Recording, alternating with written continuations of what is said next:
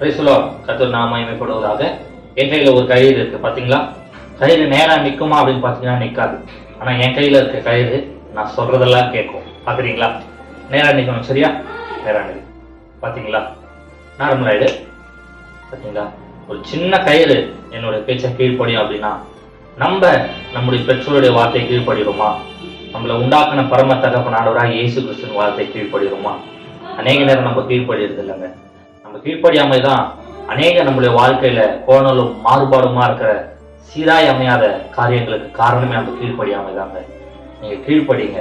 பெற்றோர்களுக்கு உங்களை படைத்த ஆண்டவருக்கும் நம்ம கீழ்ப்படியும் போது நம்ம வாழ்க்கையில என்னென்னலாம் பிரச்சனைகள் இருக்கோ, என்னென்னலாம் குண்டும் குழியுமான காரியங்கள் இருக்கோ எல்லாவற்றையும் கர்த்தர் சீராய் மாற்றுவார், நேராய் மாற்றுவார். பைபிள்ல ஒரு வசனம் இருக்கு, எபேசியர் 6:1. பிள்ளைகளே உங்கள் பெற்றோருக்கு எல்லா காரியத்திலும் கீழ்ப்படியுங்கள், இது நியாயம். அப்ப நம்ம கீழ்ப்படியும் போது நம்மளுக்கு என்னென்ன காரியங்கள்லாம் சரியாகல, என்னென்ன காரியங்கள்லாம் சக்சஸ் ஆகலை அப்படின்னு நம்ம நினைக்கிறோமோ அது எல்லாவற்றையும் கர்த்தர் நார்மலாய் சீராய் துரிதமா இந்த காரியத்தெல்லாம் செய்து முடிப்பார். நீங்க கீழ்ப்படிஞ்சு பாருங்க, கர்த்தர் உங்களை ஆசீர்வதிப்பார். கர்த்தருடைய நாமம் மகிமைப்படுவதாக. ஆமென்.